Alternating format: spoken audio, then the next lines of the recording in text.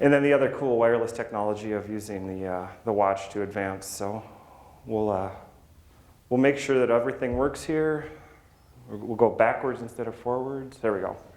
So hopefully everything holds together here and we get a successful presentation here. So I'm a big fan of wireless technology, so whenever a new wireless opportunity comes along, it's nice to try to adopt it and see how it works in our different environments. To date, Ant Plus is still my favorite for these different use cases that we have. And so one of the things that for those of you that don't know me, just being involved in the wireless community and using all of this sports and fitness data has been a big part of my life for about the last 10 or 15 years. So as I've gotten more involved in using the data and then being able to start moving that data around and doing interesting things with it has opened up some fun possibilities. And it's definitely opened up a lot of conversation with a lot of people in this room to bring things to a slightly different use case. So the title of this presentation is Wireless Technology in the group fitness environment, technical overview. But I want to try to stay away from the technical technical part as much as I can, to keep things interesting from the user perspective. But we do need to delve into some technical details.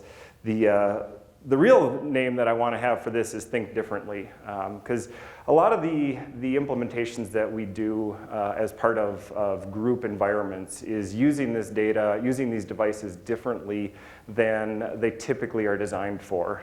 The typical use case is, let's take a series of sensors. Take the bike example. There's 5, 6 different types of sensors that can be on a bike. Go to a head unit and display that data there. Those are great use cases. That's awesome for the individual. But then being able to take that same data and make it accessible to an instructor for a bunch of people in a room, so that one person that's trying to help out the group can utilize that data as well. I really liked James. He just walked in the room. Perfect timing. The name of the symposium, or the title for it, was Expand Your Possibilities. And that's really what we're all here to do, is to expand what can be done with these devices, what can be done with our sensors, what can be done with our display devices. And one of the things that I'm really excited about as part of this symposium is the new directions that the Dynastream team is taking the ANT technology with the mesh networks, with the scan and forward.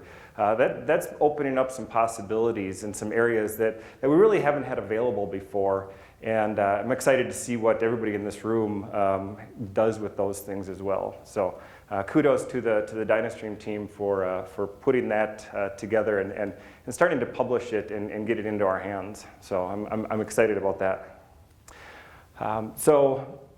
Just a little bit about, I was deciding what to put for a title on it, of what is North Pole Engineering or who is North Pole Engineering. I kind of went back and forth a little bit. The name of our company is always kind of fun for people, because the concept of Santa Claus comes up a lot, and our original server was called Santa, and my original computer was Rudolph. That was 18 years ago. We've done a lot of different things in the last 18 years. We are an engineering services company primarily. So we've worked with a lot of different companies, a lot of different industry segments through the years, and have seen exposure to a lot of different products, opportunities, everything from kids' toys. We made one Wi-Fi wireless product that was a bear that parents could talk back to their kids when they're in their crib. A little creepy, but kind of fun at the same time. And then all the way to guidance systems for the military industrial complex. But what I really get passionate about now is what we're doing with our product side of our business, and that is our WASP technology, which really has given me the experience to be able to to be up here and share some of our anecdotes and some of the experience we've had with that group environment. Because the reality is taking these sensors that are made for these personal area networks and trying to expand them to cover larger spaces poses some interesting problems, interesting opportunities, and some great solutions. What we've seen our customers do with these is some pretty exciting things. So just a couple other things to highlight with us. We do a lot of wireless product development. One of the things that has sprung out of that is our iOS and PC-based development group. So we've expanded that area as well. So some of the other things we do embedded design. One of the things that's actually happened as a result of working with our product line is a lot of companies come to us, they have these ideas, but they don't have engineering staffs to develop these products. So that's actually been a surprise for us how much business that has generated for our engineering services. ASIC FPGA development, and then also we do training for one of the FPGA, large FPGA providers. But the thing that I'm most excited about and most passionate about, and that's why I've headed up our product development group, is our wireless and our ANT-based products. So I'm a big question guy. I really like to ask questions, and whenever new designs, new opportunities come along, I think it's really important to ask a lot of questions up front and understand what questions to ask. So I wanted to put together an agenda for this talk, but I thought the best way to do it was to put it in the form of questions. So these are the questions that we're going to try to address as we go through this time together. The first one up there, what are the similarities and differences? Well, similarities and differences between what? As everybody knows in this room, that the ANT protocol has been around for quite a while. It's a very mature protocol. It works awesome for many, many things. But there's also this other thing called Bluetooth Smart that has taken our environment in a wave, in a storm, and primarily because of the number of handsets that have adopted that technology. So I can't tell you the countless conversations I've had over the last few years with companies that say, hey, we want to develop this wireless product and we want to do it for a group and we want to use BLE. And the answer has always been, well, that really isn't going to work for you. You really want to be doing an ANT-based product. And conversation after conversation. So I got kind of tired of answering all these questions. So this year I wrote a white paper on the comparisons between the two technologies. And that's one of the major things that I'm going to be sharing as part of this presentation is kind of walking through that white paper and helping everybody understand in real terms with real data why, and I'll give the punchline now, why ANT is the best way to go for this. I think it's awesome that Nordic Semiconductor is continuing to support and expand on this dual stack protocol, because there are best use cases for both of these radio technologies. And giving you guys as designers, as company owners, as marketing, the ability to use both of those technologies concurrently really opens up some awesome possibilities. And as a consulting engineer, I'm constantly asked for what's the best solution for this idea that we have. And I'm not a fan of shoehorning something in that isn't the best solution. I like to find the product, the chip, the radio technology that is the best for that solution. So we'll walk through that as we go. So this is just the white paper. You can, if you want to get access to it, just go to our website. It's actually on the front page. It's actually my first foray into publishing anything, so it was kind of a fun experience. I may do some more of this as we move forward here. But so the two dominant technologies in this space, ANT+, we know it, we love it. And it's served us really well, and it will continue to serve us very well into the future here, provided that we understand what the benefits are with it, and why we need to keep continuing to innovate and develop around this technology. So what are the similarities between them? Well, they're both low power. They're both in all kinds of wearable devices. They're most battery-powered products. They are both profile-based, but there's some differences in those profiles. I'm not going to get into those details, but there's standards around it, and then there's what I call the Wild Wild West. And the Wild Wild West is the group environment when you start talking about Bluetooth Low Energy. They both support bidirectional communications, but it's not apples to apples there. So we'll get into some details about what those differences are and why it's important to us as a community to understand those differences. And Osama's presentation with fitness equipment and control is really the perfect use case for us to talk about that. So we'll get into some details about that as well.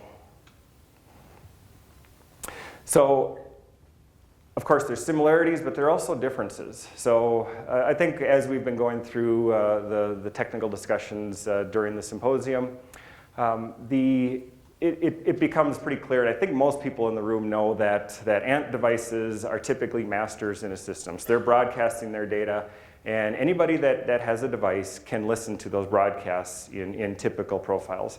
There's some nuances there with some of the blood glucose profile, where there needs to be a little more protection around that data. But typically, the devices are masters, and you can have multiple listeners. On the BLE side, the devices are typically a slave, or it's known as peripherals in that world. And they will advertise typically until somebody wants to talk to them. And then at that point, you establish a connection.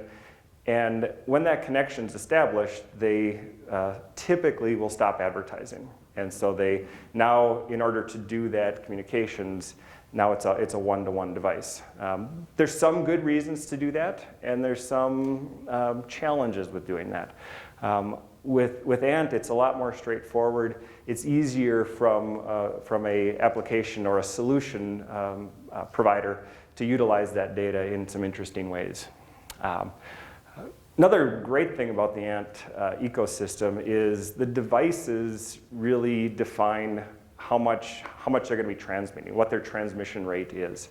And you may ask why that's important. Well, one of the largest consumers of power in a lot of our systems is that transmission of data. Because when you turn that radio on, that's a huge consumer of power. And we want to keep that to a defined and understandable power budget. A challenge with Bluetooth Low Energy is the device can control its advertising rate, but once you connect up to a central device, the device is a little more slave to that central for what its transmission rate is going to be. So it's a little more unpredictable for what your power consumption is. And there's another element that I'll talk about, power consumption, a little bit. So touched on the one-to-one and the one-to-many. So the typical use case for Bluetooth Low Energy is the one-to-one, and which doesn't serve itself very well for a group environment. Whereas ANT, it works one-to-one, so you got your heart rate monitor, you got your watch, you get your data, and the group collection system is able to receive that data as well. The concept of the no connection required, I mentioned this, touched on this a little bit. When you want to do that bidirectional communication with BLE, you have to establish that connection. And one of the challenges with that is, yeah, if you just want to do a couple devices, that's no problem. But when you want to do 50 devices, that's a bigger problem. And we'll touch on some of that as well. Another thing, just to point out the difference, ANT Plus, we know it as it's channel 57. If you tune your radio to channel 57, you will get those broadcasts, and you'll get all of those broadcasts. When you're talking Bluetooth Low Energy, there's 3 channels that they have to cycle through. So when you're cycling through those 3 channels, you're not necessarily listening on those 3 channels when you want to be picking up everything in the room. So now your throughput is going to be reduced. I have some data that I can show what that looks like.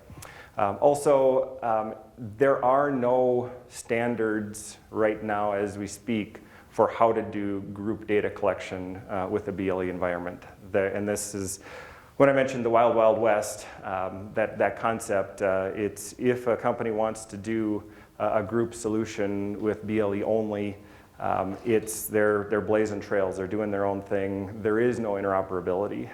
So from a display manufacturer perspective, there's all kinds of extra work that's needed to support that.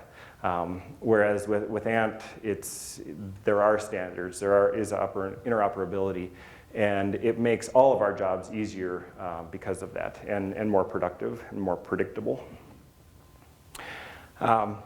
So I touched on some of the challenges with Bluetooth Low Energy. I like to coin this the game of hide and seek.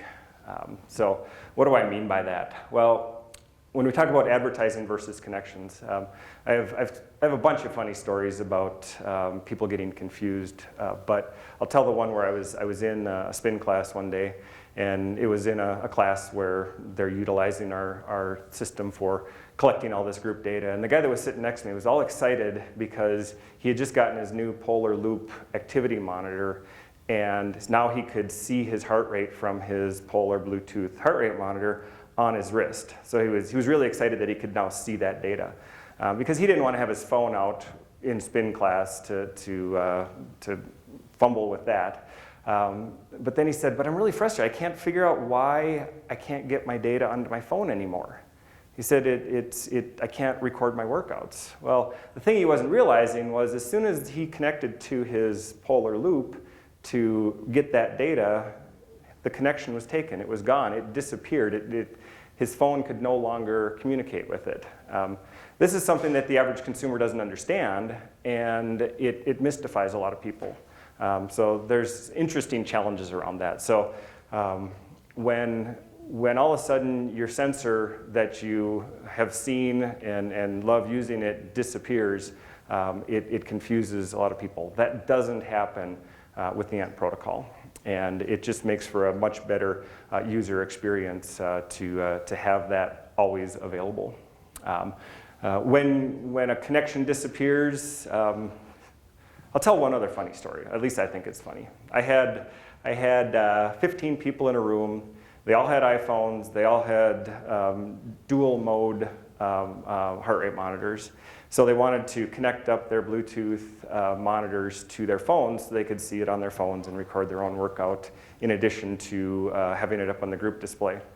So they all pulled out their apps and they all went to connect up their heart rate monitors. And there was a list of 15 heart rate monitors and nobody knew whose was whose. So they just started saying, well, I'll take that one. Well, now that one disappeared, and then the really funny thing, everybody connected up, and then they started going, well, I think this is your heart rate. So then they started trading phones back and forth. And now everybody's workouts were recorded on the wrong devices, and so hide and seek, it was a fun game. So that was an interesting experience. That's just a common pairing problem. We'll talk about that too. I said that I had some data to show. So what we're looking at here is the transmission rate of a ANT Plus monitor. I forget which one was it. It was no, actually this one was the Wahoo Ticker. So I was wearing a Wahoo Ticker and a Polar H7. I actually recorded this data in the car on the drive from Calgary up here. Just hooked up our WASP, set it up to receive both ANT and BLE, and what you see here is the difference in the transmission rate. So Polar is one of those companies that has done the Wild Wild West approach where they put their live data into their advertisement packet. So we can just receive that data on a scanning channel and get their data similar to what we do with ANT Plus. Well, the thing you'll notice is consistently that, we know that Ant Plus heart rate monitors transmit at a 4 hertz rate. So that's the perfect world. Well, we know RF is not a perfect world. And so we get variations around, it bumps up to 4. On average, we do our sampling on a 4-second rolling average too. So we'll see variations in that data. So every once in a while it'll bump up above 4, but that's just a sampling error or sampling artifact. So you notice it's typically 3.5, a little more than 3.5 packets per second on average that you see with the Ant Plus device. If you look at what you see with the advertising data, even